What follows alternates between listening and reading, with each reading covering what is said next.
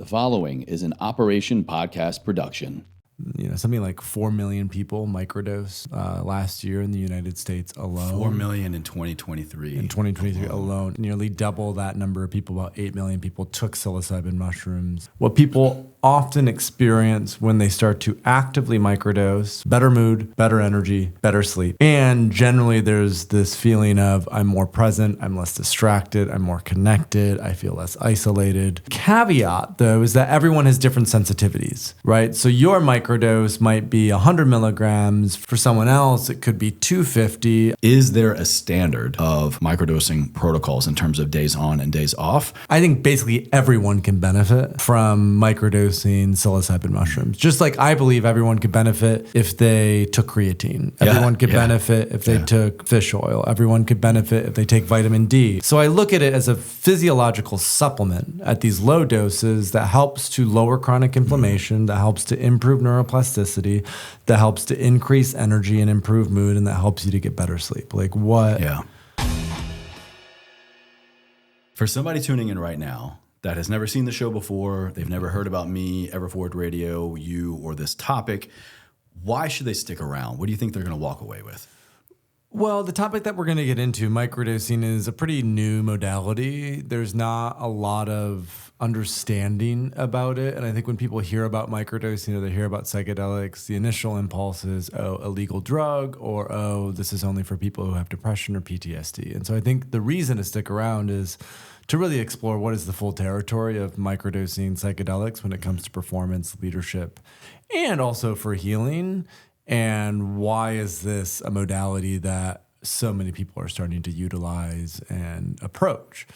Because, recent research is, something like 4 million people microdosed last year in the United States alone. 4 million in 2023. In 2023 alone in the United States microdosed. Nearly double that number of people, about 8 million people, took psilocybin mushrooms in the United States in 2023. Wow. So it's not huge like a Prozac or Zoloft or even like cannabis, but it's clearly becoming more popular. And the reason for that is because it works. And it works for a lot of different reasons, which we'll talk about today. Kind of preface the episode. Definitely do your due diligence. I'm not here, Paul's not here to condone any particular illegal activity. I take this information as education as you will. Do your homework. Let's define our terms. Microdosing. When we say microdosing, what does that mean? What is that? So microdosing first became a thing in 2011, so just over a decade ago. There was a guy named Dr. James Fadiman, who is a researcher from the 1960s when the second wave of psychedelics was around, who wrote a book called The Psychedelic Explorer's Guide. And in that book, he had a full chapter dedicated to what he called microdosing, which was, as he defined it, taking a very low dose of a psychedelic, usually LSD or psilocybin mushrooms, and taking that very low dose 2 or 3 times per week for a period of a month to 2 months to 3 months, right? And so the idea behind microdosing is, unlike a therapeutic dose of psychedelic, which is a very high dose that's done one time in a appropriate set and setting with maybe a therapist or a guide or a facilitator, microdosing is doing it consistently over the span of, let's say, a month, 2 or 3 times a week, and really looking at the trajectory of change from day 1 to day 30. So not being as preoccupied with, I took a microdose on this day, how am I feeling? But instead having the patience to go, I'm going to stick to this protocol for at least a month with an understanding that after a month, I'm going to start to notice some tangible benefits. And what people often experience when they start to actively microdose, which we'll go deeper into, but just as a starter, they tend to feel more present. They tend to feel more energized. There's more mood. There's more energy. They have a better mood, and they get better sleep. So the 3 things that I point to are better mood, better energy, better sleep. And generally, there's this feeling of I'm more present, I'm less distracted, I'm more connected, I feel less isolated, which also lends itself to a lot of, I would say, relational benefits. What's your history with it? Do you have an authority in the space, expertise, scope of practice? Why should we listen to what you have to say about microdosing? It's a good question. So in 2010, so about 14 years ago, I started to work with psychedelics myself at the age of 19. So high doses of LSD. Meaning and consuming? Psilocybin mushrooms. Okay. Yeah, I started to take them myself, started to explore them and understand them, mostly in an outdoor setting with a friend or two. So not a therapeutic, but also not at a rave or at music festivals. Still quiet, contained, intentional environment. And those early experiences were very influential in terms of the path that I chose to take. And at the age of 24, I was living in Budapest, and I just noticed and observed that more people were starting to talk about microdosing. This was in 2015. More people were talking about psychedelics, more people were talking about microdosing. And I noticed that there wasn't a lot of information and context out there. So about 10 years ago, 2015, I started to publish educational content around the topic of psychedelics and the topic of microdosing, and built my own, hired a PhD in neuroscience to write all the initial sort of articles, and it kind of built an early team. And James Fadiman, who is this author of the Psychedelic Explorer's Guide, basically took me under his wing in 2017. I was his main mentee, I suppose, and introduced me to a lot of journalists. And so from 2017 onwards, I ended up doing a lot of public speaking. I had features in Rolling Stone and Forbes, in the BBC's Work Life. And then I'm not a doctor, I'm not a therapist. I don't have a master's degree. I've lived abroad and been nomadic for the last 12 years. Do you have any kind of background in health, wellness, anything that might, kind of, for lack of a better term, carry over and like an understanding of the human body, the human experience? I was a college athlete. Okay. Right. So I studied history and business at university. At the age of 19, as a college athlete, I became very interested in performance. I started to do CrossFit. I started to eat paleo. I started to move a lot more in terms of functional fitness. I started wearing the Vibram 5 fingers. This was 15 years ago. So I was very early on in terms of like the paleo ancestral movement. Like my first blog that I read was Mark's Daily Apple. Back in like 2009, 2010. And so I really started to follow that primal ancestral path, of which psychedelics were a part, because, and this is even in our platform name, Third Wave, it suggests there's a first wave and a second wave. And so often what I teach is the first wave of psychedelics was the ancient and indigenous use of psychedelics. So just like from my perspective, it's optimal to eat the diet that we've been eating for tens of thousands of years as a human species. It's also optimal to sleep in that way, to move in that way, to have relationships in that way. There's some wisdom in the evolutionary biology. I think that equally applies to working with psychedelics, because humans have been working with these substances for thousands, if not tens of thousands of years. And it's no coincidence that they're coming back into sort of the mainstream consciousness at a point in time when they're really needed for a lot of reasons. So my authority purely rests in the fact that I'm curious. I've found great mentors along the path, and then I've started 3 very successful, I would say, companies in the space. So Third Wave is an educational media site. I also started a legal psilocybin retreat center in the Netherlands in 2018 called Synthesis. We did high-dose psilocybin retreats for over 1,000 people.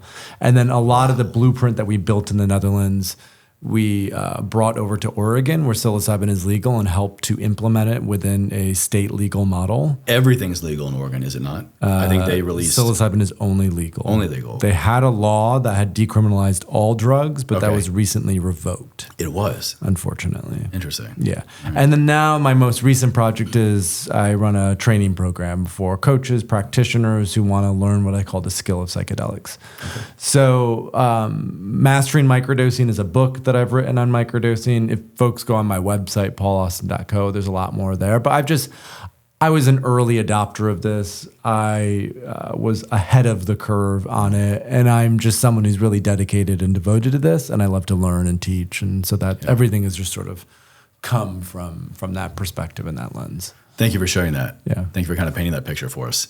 So today, we're going to be predominantly talking about microdosing with psilocybin. Psilocybin is the, quote, magic mushroom strain.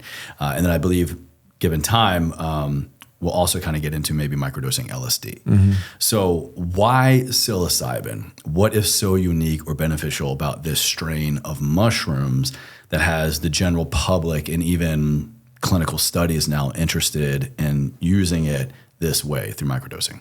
So psilocybin is the activoid in psilocybin mushrooms, right? So the whole fungi, we could call it psilocybin mushrooms. There's over 200 species of psychoactive mushrooms that exist in the world. We probably use only 3 to 4 to 5, so we don't use a lot of them, but over 200 species exist.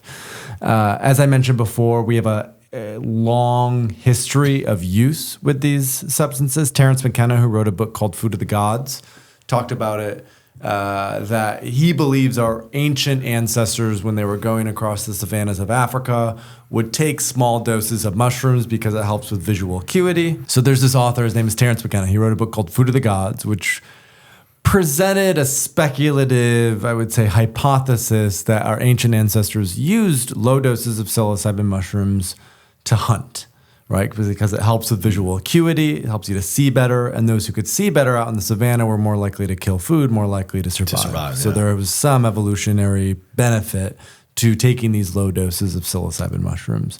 McKenna also believed that the high doses of psilocybin mushrooms that our ancient ancestors used, and again, this is very speculative, but that it was responsible for the expansion of consciousness. Literally, if you look at the cranial size of our ancestors, there was a point, I believe 30 or 40 or 50,000 years ago, where it started to expand substantially. And so McKenna believes that psilocybin mushrooms and the use of psilocybin mushrooms potentially helped the brain and the cranial area to physically expand, which is why we ended up becoming the sort of dominant species in the food chain, because we became much more intelligent and resourceful about how we could use all these resources. So I communicate all of that to say there's a rich history and context. Now, when we look at the current medical use of psilocybin, there's been a lot of clinical research published over the last 20 years showing how effective it is at treating major depressive disorder and treatment-resistant depression. There's a lot of vets specifically who talk about how psilocybin is very helpful in healing their PTSD. And the reason for that, there's two main, I would say, neurobiological mechanisms of action to pay attention to when working with psilocybin, right? The first one is its impact on neuroplasticity.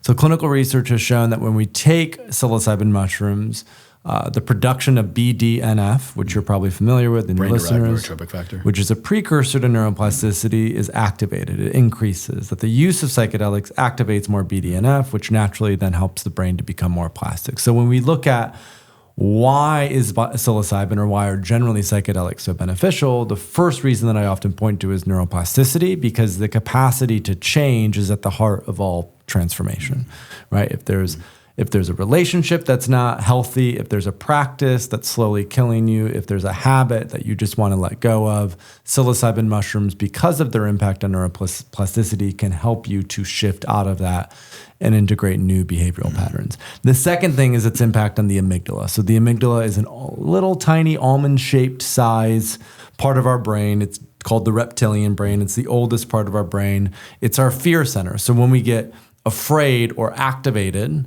that fear center starts to go off, which can often prevent us from really fully becoming who we know we want to become because of the fear of what might happen, the fear of rejection, the fear of loss, the fear of embarrassment, the fear of shame, whatever that is.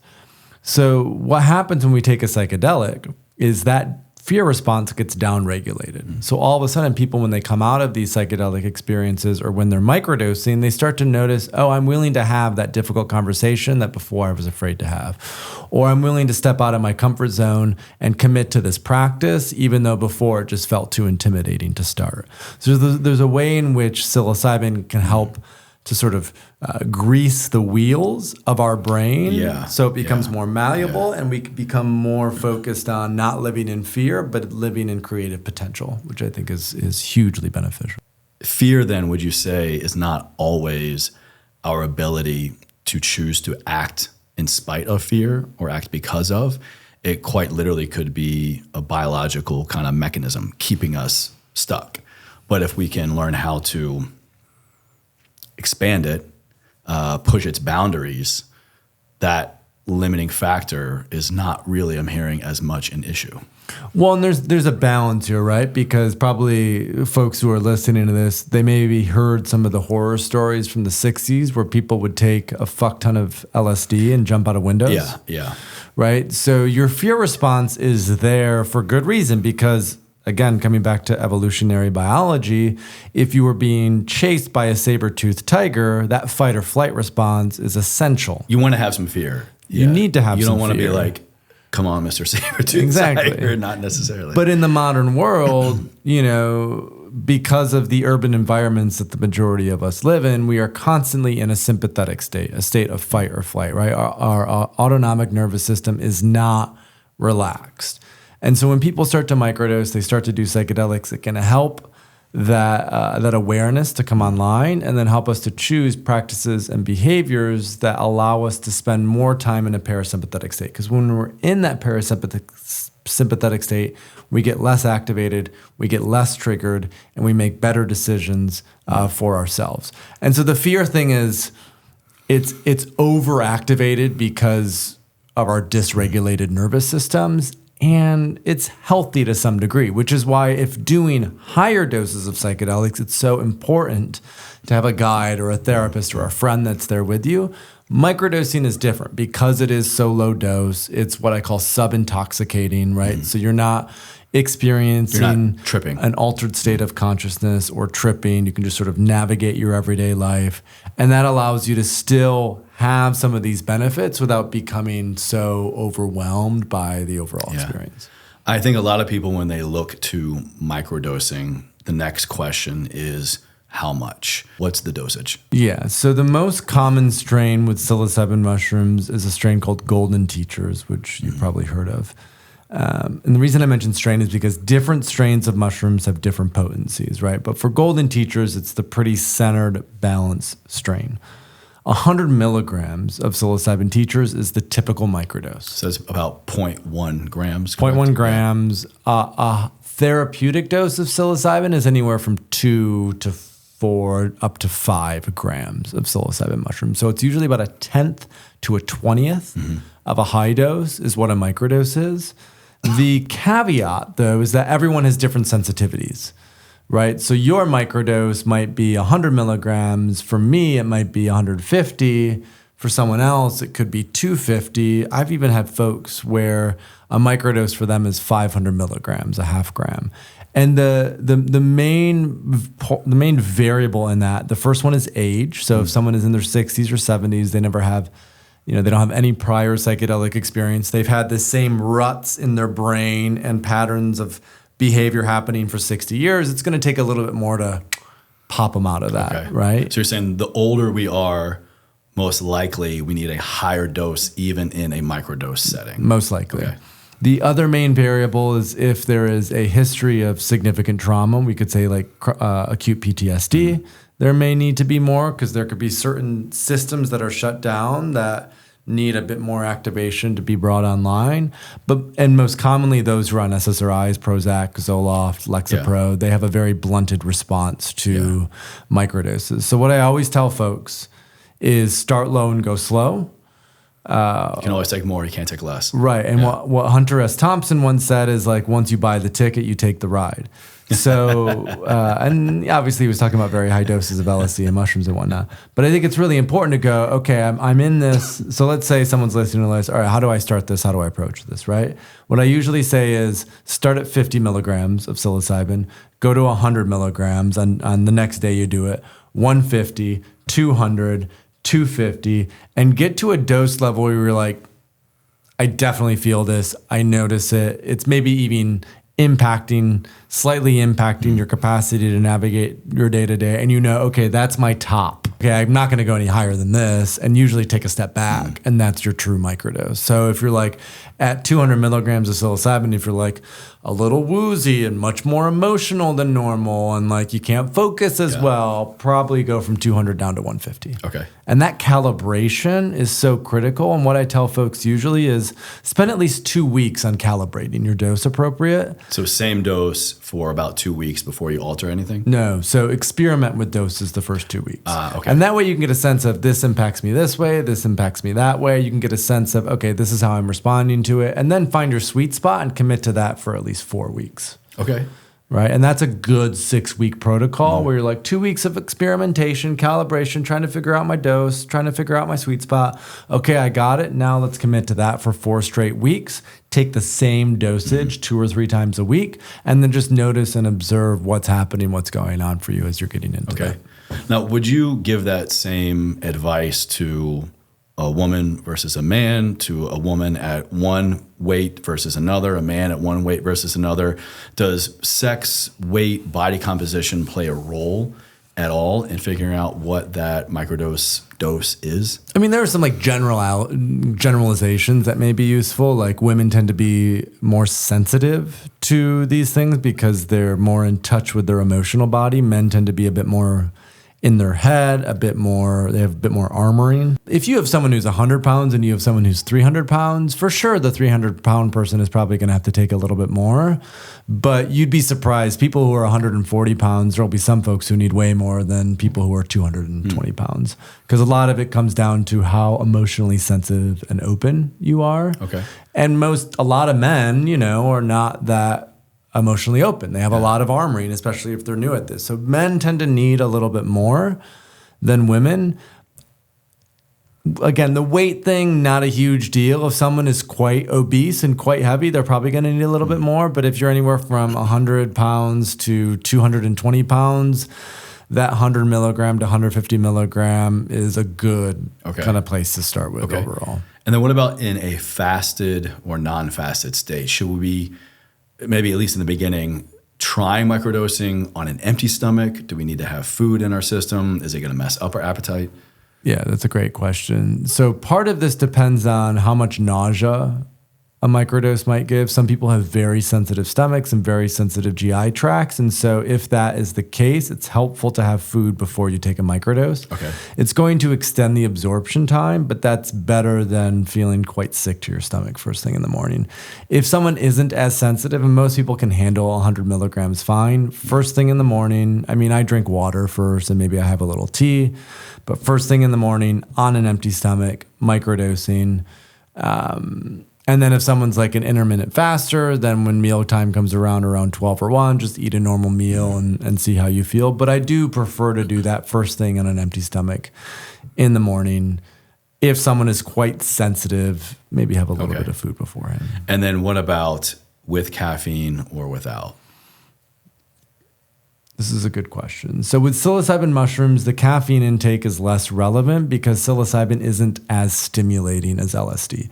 LSD is much more stimulating. It's much more activating. So if someone was interested in microdosing with LSD and they drink a lot of caffeine, I would say bring it down. A lot of caffeine meaning 2 or more cups of coffee a day? Yeah, probably something like above 300, 400 milligrams? 300 to 400. Yeah. If you're above 300 milligrams, maybe cut that in half to 150 on the microdosing day with LSD. Psilocybin, it's less important.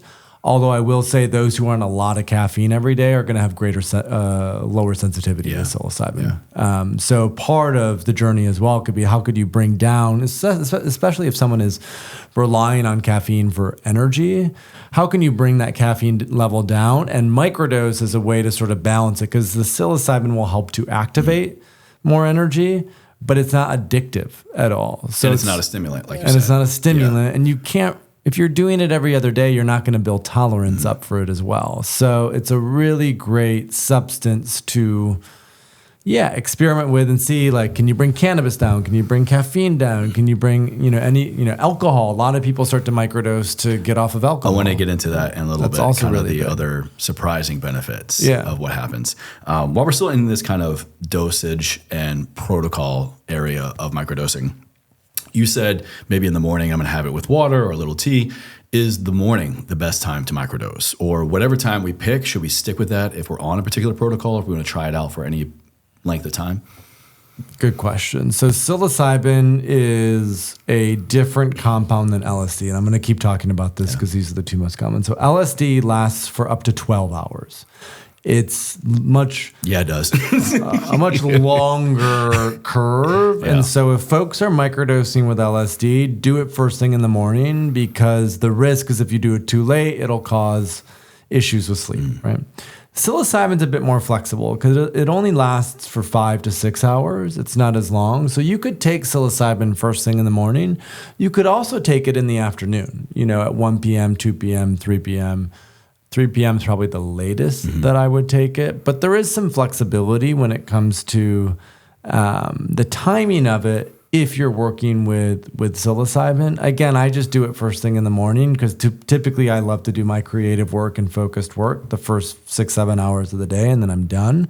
But everyone has a different flow, and so if it works better for your schedule to do it in the afternoon, you could totally microdose of psilocybin in the afternoon. Whatever your morning is, maybe you're a shift worker, you're a night owl, so whatever your kind of beginning front end of the day, your day is. Potentially. And the other thing which we were slowly getting into is some people like to take these low doses for social purposes, right? So instead of drinking alcohol, they'll take a low dose of mushrooms or a low dose of something called San Pedro, but they'll play with these other substances rather than drinking alcohol. So if that's the case, then you might microdose or take a low dose at 7 p.m., 8 p.m. if you know you're going to be at a party and you want to be more outgoing. But that's a much more advanced technique. Yeah. Right. I would say like for everyone who's newbies, like the best way to start is get a 6-week protocol, take the same dosage every other day for those last 4 weeks, do it at the same time, more or less. Like as much as possible, minimize the variables on that first protocol because you want to get a sense of, okay, if I tweak this or I tweak that, that's later on to see how it changes. Right now, you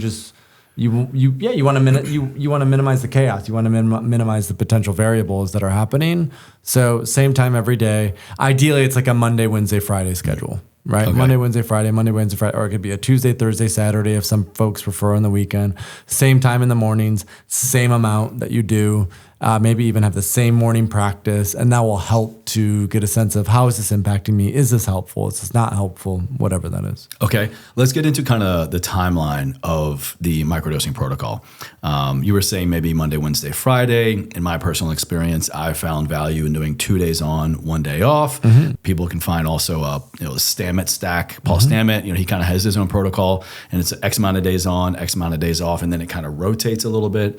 I'm sure if someone Googles microdosing protocol, you're going to find a lot of different durations of when you're taking it, when you're not. Is there a standard of microdosing protocols in terms of days on and days off? Or is there just one that you recommend most people start with and then kind of play around with it from there? So my preferred starting point for microdosing protocols is every other day, 1 day on, 1 day off. Psilocybin and LSD both have a 48-hour window of tolerance, meaning if you take the same amount on day 2 as day 1, it won't really impact you in the same way. So I advise, I'll talk about all the context though, because there's a lot more. I tell folks, do it every other day, because I find that a lot of people who are new to this work, they want to feel it a little bit. Again, sub-intoxicating, not in an altered state, not tripping, but there's something validating about, oh, I noticed this. I'm observing this. Yeah. And so I think that's a helpful anchor to have for those who are brand new. So every other day, 1 day on, 1 day off, 3 times a week, maybe 4 times, but I usually say don't do it more than 3 times a week. And that's the protocol that we teach most through Third Wave. There's 2 other protocols. One is the protocol by Dr. James Fadiman, who I already mentioned, who came up with a 1 day on, 2 day off protocol. And that was specifically because he was largely working with LSD. LSD is more stimulating than psilocybin. And so if someone is microdosing with LSD, typically what I advise is no more than twice a week. 1 day on, 2 days off, 1 day on, 2 days off, reset next week, right? Twice a week for 5 weeks is what Jim says. And that way you microdose 10 times and then you can see how it goes. So if microdosing with LSD, that's the Fadiman protocol, 1 day on, 2 days off, and then do it again. The final protocol, which you mentioned, is the Stamets protocol. And Paul Stamets is probably the most famous mycologist in the world. He was in the documentary Fantastic Fungi, has a book called Mycelium Running, and came up with something called the Stamets stack, which he has now patented, which is a combination, which is a combination of psilocybin, niacin, and lion's mane. And the protocol that Stamets recommends is 4 days on, 3 days off. So do it 4 straight days, take a break, and then take 3 days off. So week by week. Yes. Yeah.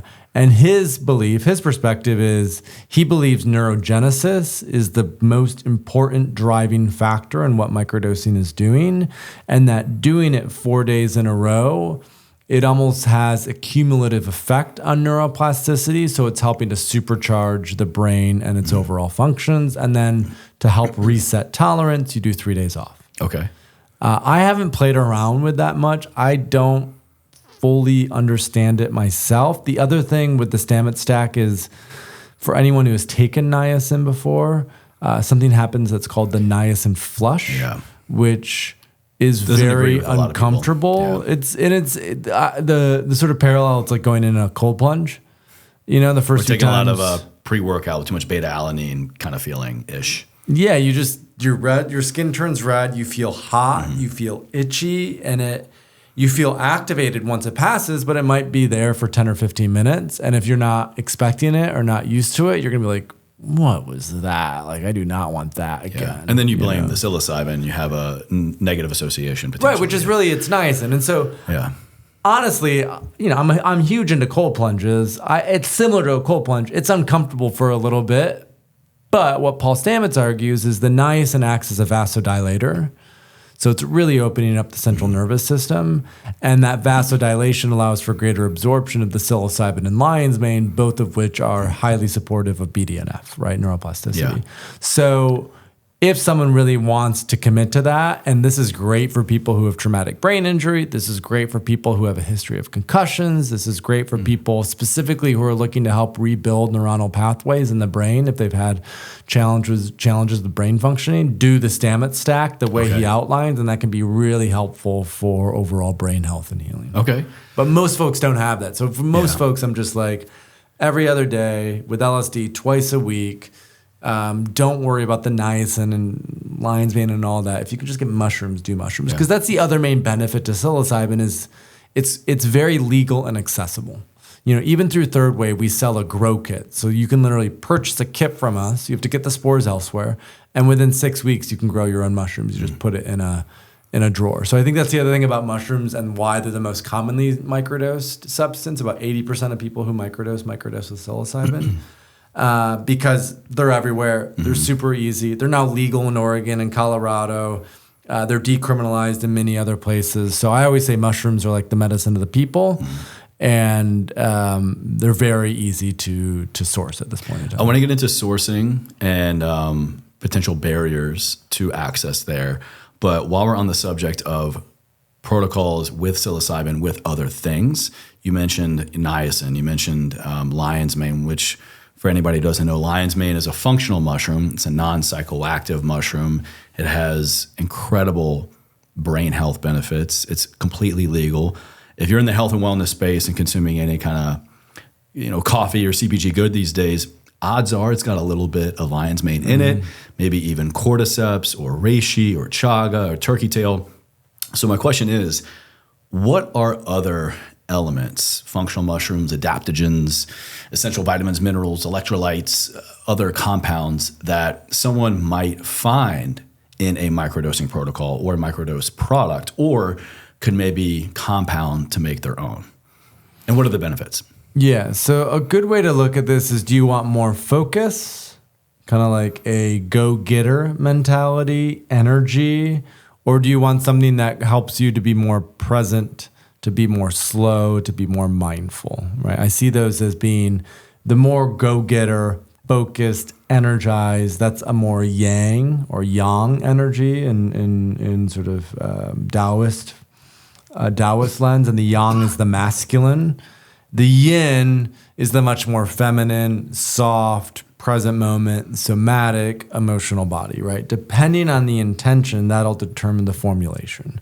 So depending on the intentionality, if someone is more interested in the cognitive benefits, if they're more interested in becoming more productive, in accessing flow, in just being more energized, oftentimes it's these yang herbs, which are lion's mane, cordyceps, bacopa, longjack, also called tongkat ali, which is a really good one. It could be creatine that you work with.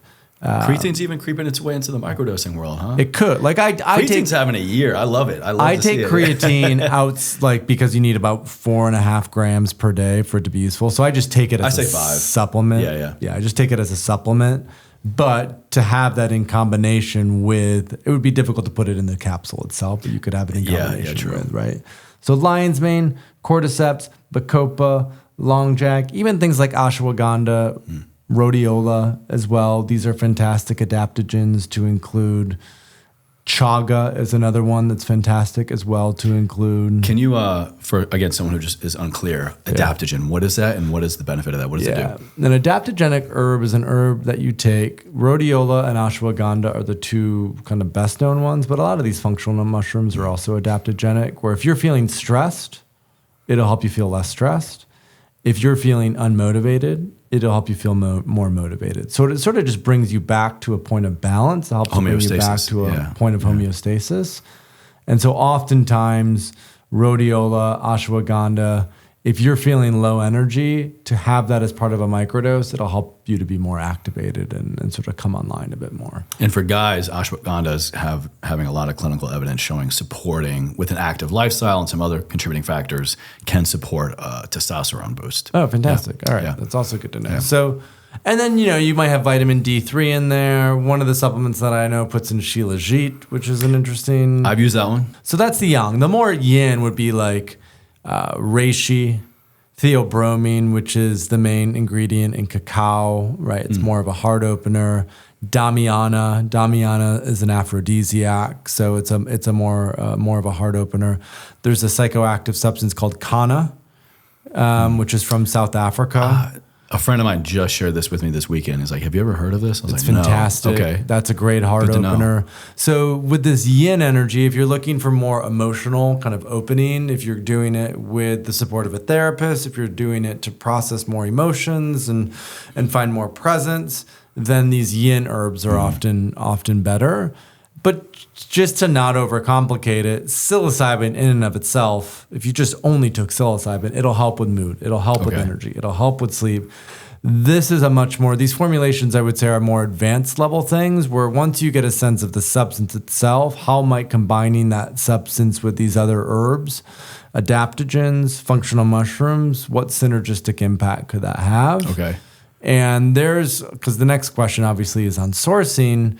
We have a sourcing guide on Third Wave that walks people through how to access like these different microdoses. The sort of fact of it is there's dozens of companies now that are openly selling microdosing products. The risk is that a lot of these companies, you don't know where they're getting their substances from. You don't know the quality of it. You don't know if they're actually putting in mushrooms like this. They say they're putting in mushrooms. Yeah, it doesn't matter if it's the stem, is it the cap, mycelium, a lot of other contributing factors. What do we need to be aware of that we're looking for? Or maybe what questions should we be asking to get purity and potency? So this is a good question because what's happening right now is there's been a spate of media over the last few weeks about a mushroom chocolate bar called Diamond Shrooms, which has been now recalled by the FDA, and it is a psilocybin mushroom chocolate bar. Turns out they did 50 people have had seizures. Wait, a psilocybin chocolate mushroom bar was recalled by the FDA? Yes. Meaning it was legal and it was out there? No.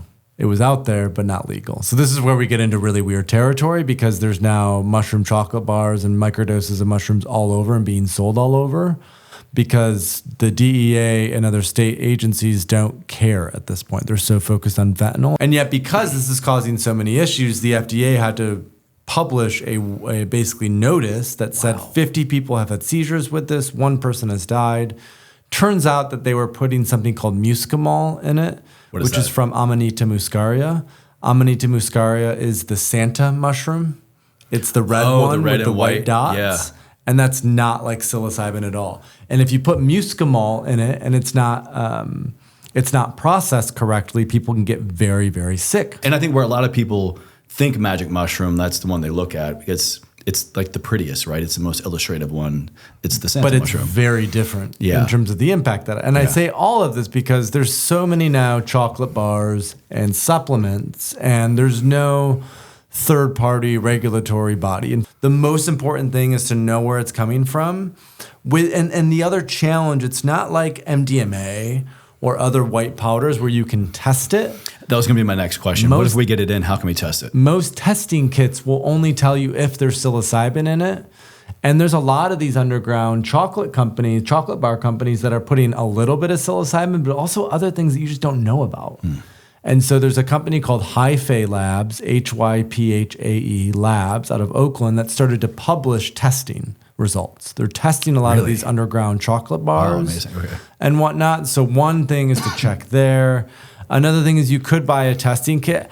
I tell folks, just grow your own mushrooms as a starting point, or find a friend or person that you trust who's growing their own mushrooms and just get it that way to start.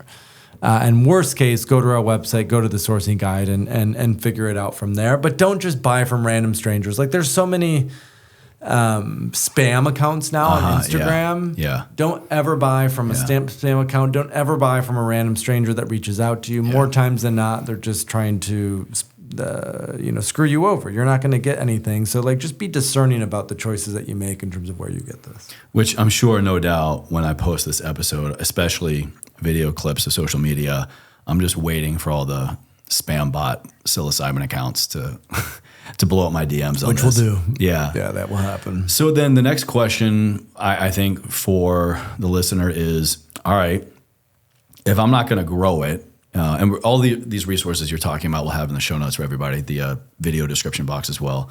I'm interested. Yeah. I want to try it. I want to test it out for various reasons. The legality, the risk, what should we be concerned about and what could we be, up against? Right. So the truth is these are all Schedule I substances still, meaning the DEA considers them to be highly addictive with no medical value, which is the exact opposite of what mushrooms actually are. Yeah. Which is the irony.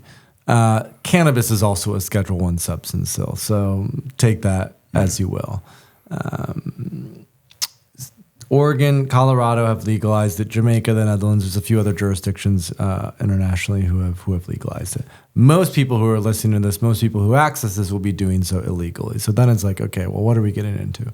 One is just being mindful if you have a family, if you're a mom, you have kids, just being mindful of that, right? I'm a guy, I'm 33, I don't have kids. If something were to happen to me, and I've been very public about this for 10 years now, and nothing has ever happened to me, right? I talk about how I do psychedelics. It's just like they don't care at this point. But it's good to be mindful of that. The biggest risk is in selling a lot of mushrooms and distributing, right? That's the biggest risk. If you're just looking at how do I acquire this for my own personal use, the majority of people will ship through USPS, which you need a warrant to open. So the chances of that happening are very, very little. And what's great about where we're now at in the United States is 61% of Americans now support legal psychedelic assisted therapy. The number of vets and first responders who have healed using psychedelic therapy is pretty insane. So I feel like most of the stigma has dropped away. Public education is very widespread. And the cases that I've seen where someone gets arrested for psilocybin mushrooms, it's always because they've been growing a ton. A lot. And selling them. A lot. And these people don't even go to jail still. They'll just get probation. Interesting. So there's enough now, I think, momentum in education where this is very, very low risk. There's, like I said at the beginning of the show, 4 million people microdosed of psilocybin mushrooms last year in the United States alone. I don't think a single one of those people got caught. Yeah. And to put it in perspective, last I checked, again, I don't work for law enforcement. I don't make the rules or the laws here. But especially in a state or a city where it is decriminalized. Right. I could be in that state, in that city, walking around going, hey, here's my psilocybin, eating it, consuming it, whatever. And a police officer would have to, in order of priority, would have to address somebody jaywalking before they could come over to do anything to me. So just kind of the hierarchy there. Yeah, and those cities, just so the audience is aware, are Oakland, Berkeley, Seattle, Detroit, Sacramento, Washington, D.C. Sacramento is not. Washington, D.C. And then there's a few others like Cambridge and like small Santa Barbara might be one. Santa Cruz might be one. So there's these smaller places. And then Colorado, everything has been decriminalized. So mushrooms, ayahuasca, iboga, all peyote, San Pedro. So all of those have been decriminalized. Like we talked about, Oregon used to, but that is no longer the case. They revoked it. So in those cities, you can personally possess psychedelic mushrooms. And as you mentioned, there's no misdemeanor. It's maybe a ticket, maybe, but probably not even. If they want to deal with the hassle at that point, they usually don't. They usually don't, you know, So then my next question is, who stands to benefit the most? Besides curiosity, besides maybe just, everyone else in my friend circle is doing it, and I trust their opinion, their input. I trust this resource, your resource. Who stands to benefit the most, and what are the more consistent types of benefits someone could expect from microdosing psilocybin? Yeah. So my response to this is maybe a little edgy, maybe non-traditional. There are certain people who should never take psychedelics, right? Like who? If you have a predisposition or a family history to psychosis or schizophrenia, you should never be taking psychedelics. That's the main one. If you potentially are in recovery or recently in recovery. From any kind of substance abuse or addiction? Yeah, I would say so. Like within the last year or two, probably be very mindful about getting back into psychedelics. If it's been 5 or 10 years, then you're like, no, this is a different path. It's like there are a lot of people who have been in recovery who have come into plant medicine work, and it's been super helpful and beneficial. It's a very different substance than alcohol and opioids and whatnot. But just that's typically why I advise if you're recently out of or recently in recovery, be mindful of getting into this as well. But those are, and then if you have, borderline personality disorder, if you have certain types of bipolar, if you're on lithium is contraindicated with a lot of these psychedelics, which is most often prescribed for bipolar or schizophrenia. Yeah, what about any other excuse me. Any other medication concerns? Lithium is really the only one that's contraindicated, which is why for psilocybin specifically, which is why it's so, and which is why I'm going to say what I'm going to say. I think basically everyone can benefit from microdosing psilocybin mushrooms. Just like I believe everyone could benefit if they took creatine. Everyone could benefit if they took, my belief is fish oil. Everyone could benefit if they take vitamin D. So I look at it as a physiological supplement at these low doses that helps to lower chronic inflammation, that helps to improve neuroplasticity, that helps to increase energy and improve mood, and that helps you to get better sleep. Like what's not to like about that, right? And so broadly speaking, I would say the vast majority of humans on this planet could benefit from taking low doses of psychedelics. That's my very edgy opinion.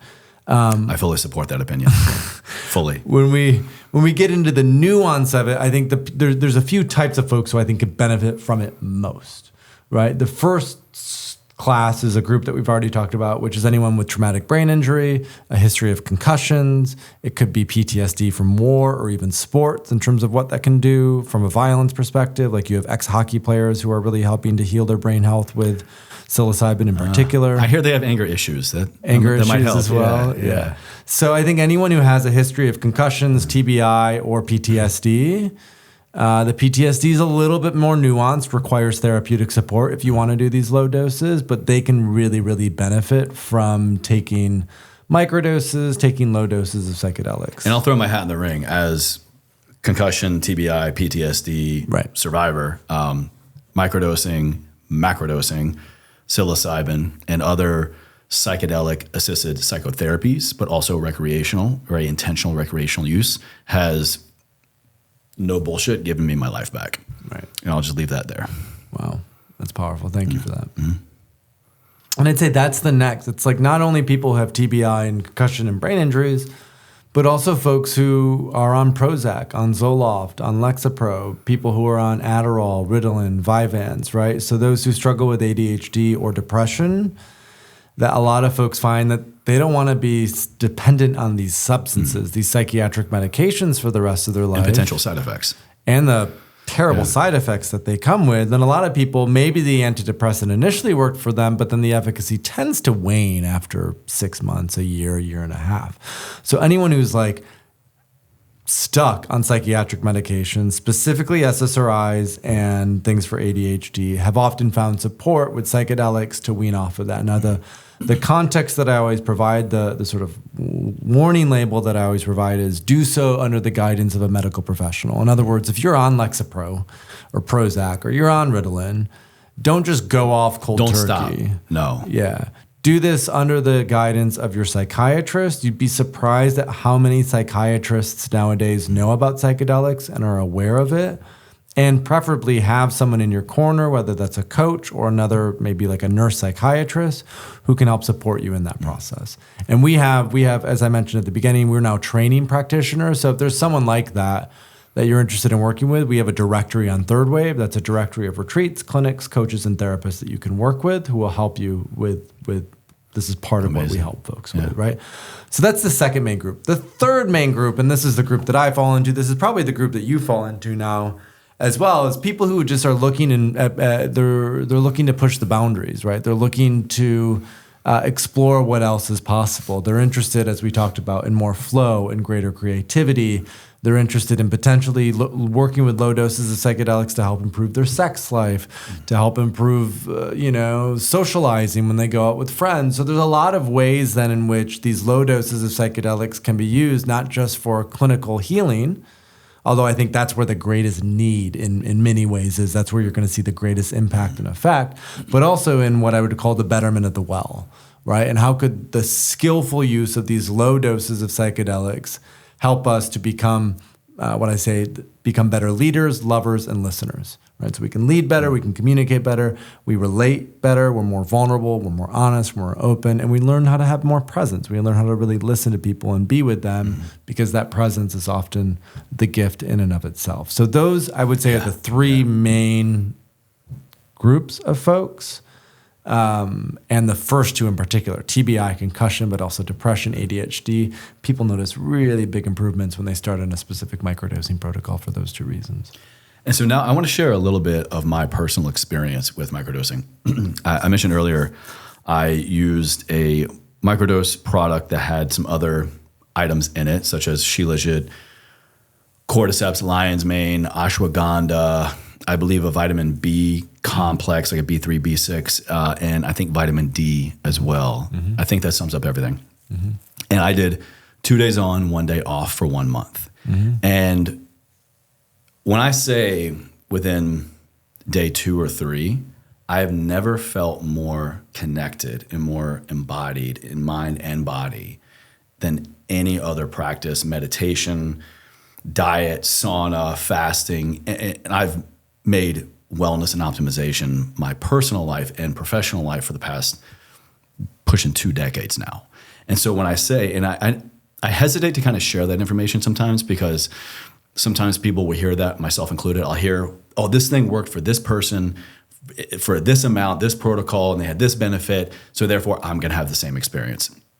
That's not always the case, but I will say this, like to your point earlier, I think microdosing does have profound blanket physiological and even mental health benefits for, I think, the general public. Mm-hmm. But yeah, after about day 2 or 3, I've never felt more connected in mind and body. And it was this really unique sensation of being fully in the driver's seat of my body, of my consciousness, of my creativity, to where I could choose to upshift, I could choose to downshift. I could really slow things down if I wanted to drop in, wanted to become more present and just allow kind of these sensations or memories or feelings or just that day's sensations and feelings in my body to kind of surface and sit with it.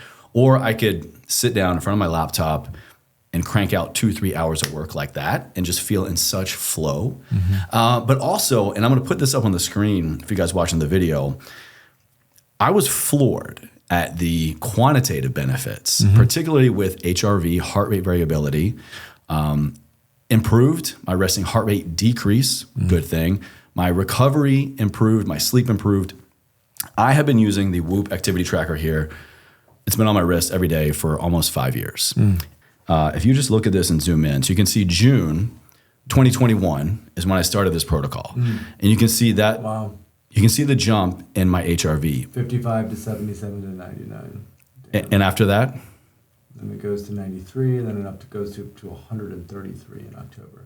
Please say that on the microphone for everybody. Okay, so we saw 55 in June 2021, 77, 99, September 21, 93, and then in October 133 Yeah. for heart rate variability. So you basically nearly quadrupled your HRV from within a 4-month span after microdosing. And when you mentioned that, my then big question is, what other variables, if any, also changed while you were microdosing? And what I mean by that, were you willing to go harder in the sauna, stay longer in the cold plunge? Were you able to do more reps in the gym? Were you able to, sleep better because you weren't as distracted by social media? Like, what did you notice and observe about those months that may have been an additional contributing factor to the increase in HRV?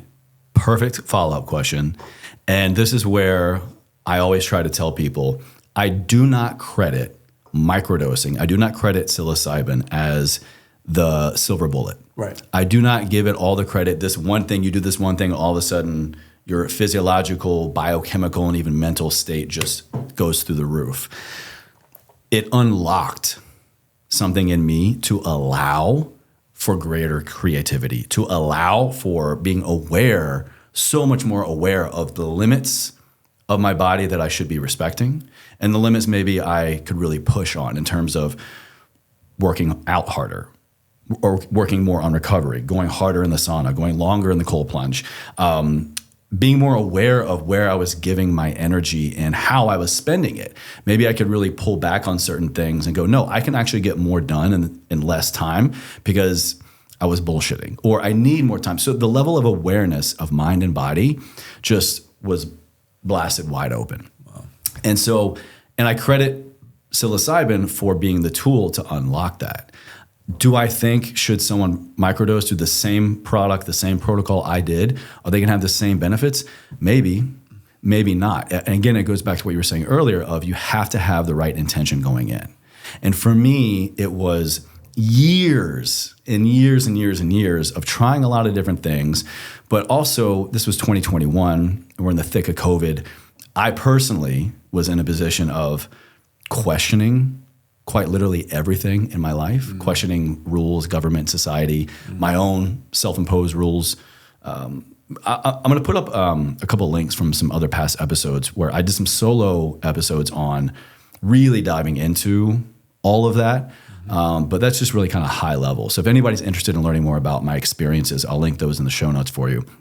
But it was just the key that unlocked potential in my quantitative self, my qualitative self, mind and body, that just compounded so quickly. I mean, you saw the data of how significantly improved my HRV was. And then my sleep improved because of that.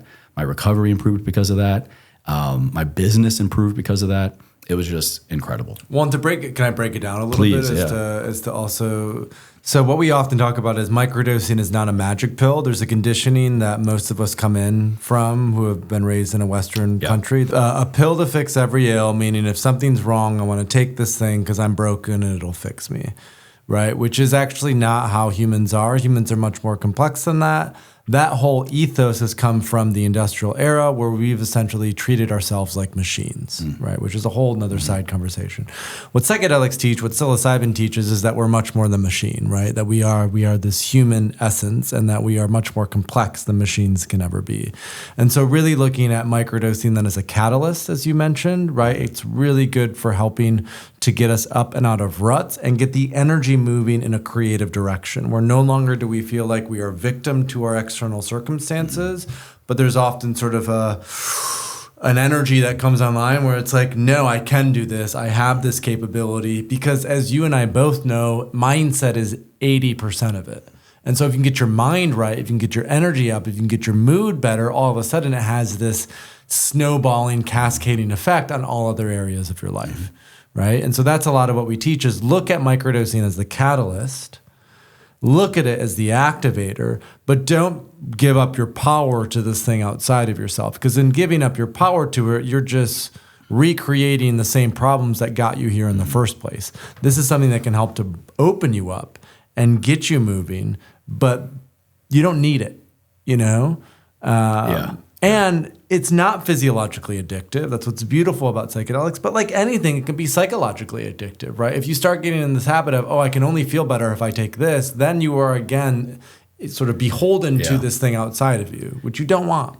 I think there's a lot of misunderstanding, ignorance, fear, misinformation around things like psilocybin and microdosing is I'm going to get hooked. I'm going to want more. I'm going to need and want all these other things. In my experience and the experience of every other person I've ever talked to about this, you reach a point of like, I really don't need it.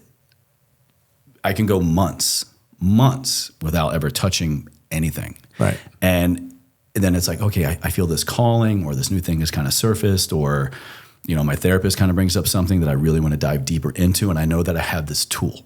Right. And that's what this show is all about, is to bring people on to talk about things, to, anecdotal experience, clinical evidence, life experience, to be a tool, a potential tool for me, for the listener, the viewer, to think about, to consider, and to potentially try.